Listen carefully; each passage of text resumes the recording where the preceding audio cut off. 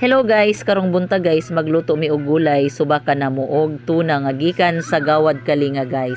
Tan-awang mga dagway sa akong mga estudyante guys. Masayahin na sila guys, excited kay na sila nga mutabang nako kay mao na among sudanon unya paniudtog.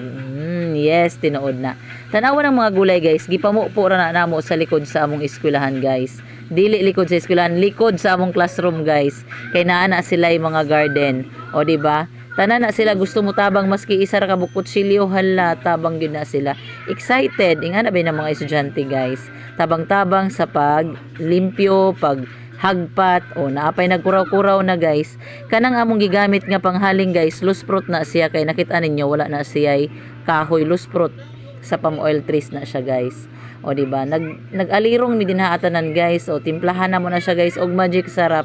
Shout out Magic Sarap ha para mulami ang amuang gulay. O munggos na siya guys. Ang una namong gilata munggos guys. Sa dihang nalata na ng munggos, kanang munggos gikan gyapon na sa likod sa among classroom silang garden. At tung nalata na ang munggos guys, amo nang gibutangan og tuna. Again, kanang tuna gikan na siya sa Gawad Kalinga. Amuan nang gisubakan og mga gulay. So sige kuraw-kuraw na siya guys. Klase-klase na sila nga mga bata. Lahi-lahi ang mukuraw. Kay gusto jud nila mo experience. O sa dihang nagbukal na guys, gibutang na namo ang kalabasa. O di ba guys? Grabe gyud ka sustansya kay ni siya nga amo ang sudanon unya. Ilahan ang kuraw-kurawon ng kalabasa diha guys. Syempre una na tong kalabasa kay maumay dugay mahumok. So karaw-karaw guys, butang na namo ang amo ang kalabasa. So pagka bukal ana ibutang na puday namo ang talong.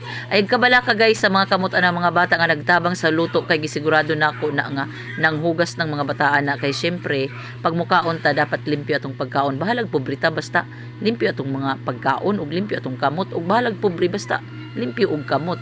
Karaw-karaw na pud sila guys. Pag nabukal na pud na ay kaisa nga medyo humuk-humuk na gamay ang talong, ibutang na pud namo ang among alugbati ug amo ang tangkong. Yes guys, narigi na sa likod sa among classroom guys kana nga mga kuan guys nga mga gulay. Tinanom gyud na sa akong mga estudyante guys.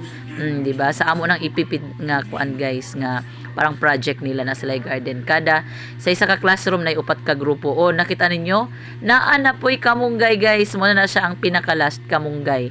So ang among gisubak sa tuna nga gihatag sa Gawad Kalinga guys, kay munggos nga gipupo gihapon namo sa among likod sa among classroom. Gibutangan sab namo og talong, kalabasa, malunggay og last na tong atsal. Kay masayangan na pud mi sa atsal guys nga namunga na sad sa likod sa amo ang classroom.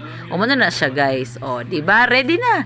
I-serve na. Nya na pag na siya kanang hero guys nga kanang kuan bitaw kanang mura siyag inmunon among gitimpla guys para pagkaon nila naapa na sila yung mga napud sila mainom na ipantulak ba o pila-pila na sila guys. Masaya na yan guys. Makita nimo mga dagway ana sus kalami na lang gyud pakaunon utro kay malipay sila maski simple ra kaya mong pagkaon amo ang sudan o di ba gulay masustansya plus napa sila inmunon. Salamat sa panonood guys.